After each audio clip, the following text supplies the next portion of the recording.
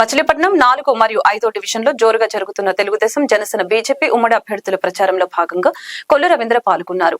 కొల్లు రవీంద్రకు మచిలీపట్నం ప్రజానీకం ఘన స్వాగతం పలికారు. కొల్లు రవీంద్ర మాట్లాడుతూ ఒక అవకాశం ఇవ్వండి, నాది మచిలీపట్నం అని గర్వంగా చెప్పుకునే విధంగా బందరు రూపురేఖలను మారుస్తా అని కొల్లు రవీంద్ర తెలిపారు. రాష్ట్ర స్థాయి మీటింగ్ లో బందరు ప్రజల్ని పిచ్చోళ్లని పేర్ని నాని ముద్ర వేశాడు. గతంలో సర్కారు తోటలో ప్రజల దాహార్తిని తీర్చడం కోసం వాటర్ ట్యాంకు నిర్మాణం చేసింది తెలుగుదేశం ప్రభుత్వమేనని గుర్తు చేశారు. మచిలీపట్నంలో ప్రతి ఒక్కరూ గర్వంగా తలెత్తుకునే విధంగా తయారవ్వాలనేది నా కోరిక అని అన్నారు. ప్రపంచ పటంలో మచిలీపట్నానికి ప్రత్యేక గుర్తింపు తీసుకొస్తానని రవీంద్ర ధీమా వ్యక్తం చేశారు.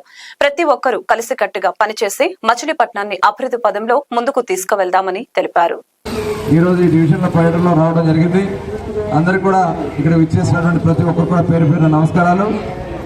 మరి ఈ డివిజన్లో గతంలో మంచినీళ్ళకి చాలా ఇబ్బందులు పడే పరిస్థితి ఉంటే ఆ రోజున ఈ వాటర్ ట్యాంక్ నిర్మాణం చేసింది తెలుగుదేశం ప్రభుత్వంలోనే. అదేవిధంగా ఇక్కడ సీసీ రోడ్డు కానీ డ్రైనేజీలు కానీ ఆ రోజు దాదాపు 100 కోట్ల రూపాయలు డ్రైనేజ్ తెచ్చిన దాంట్లో మొట్టమొదటి ఇక్కడి నుంచే కార్యక్రమాన్ని స్టార్ట్ చేశాం.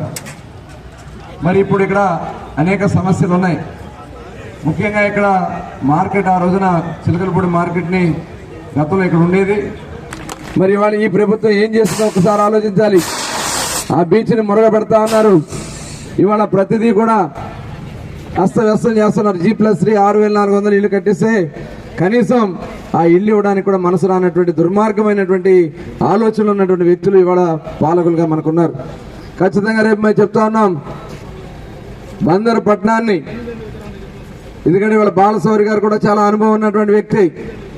ఆ రోజున మచిలీపట్నం పోర్టు కోసం పేరు నాని గారు ఎన్ని డ్రామాలు ఆడినా బందరు పోర్టుని తరలిపోకుండా పోరాటం చేసి నిలబెట్టి భూములకు కూడా డబ్బులు ఇచ్చి భూముల్ని నిలబెట్టాం గత ప్రభుత్వంలో.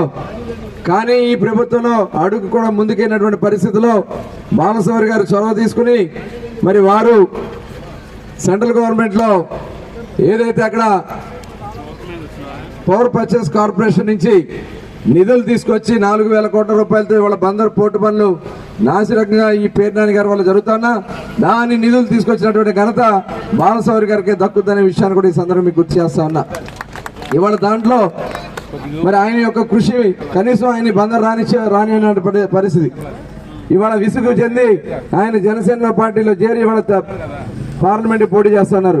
కాబట్టి బాలశౌరి గారిది మన జోడి కలిస్తే బందరు పట్టణానికి రాబోయే 5 సంవత్సరాల సువర్ణాక్షరాలతో ఇచ్చే విధంగా అభివృద్ధి చేస్తామనే విషయాన్ని కూడా ఈ సందర్భంగా మీ అందరికీ నేను హామీ ఇస్తూ, బాలశౌరి గారి గుర్తు గ్లాసు గుర్తు, తెలుగుదేశం పార్టీ అభ్యర్థిగా మరి మన గుర్తు సైకిల్ గుర్తు, ఈ 2 ఓట్లు వేసి అఖండ ఘన విజయం చేకూర్చండి.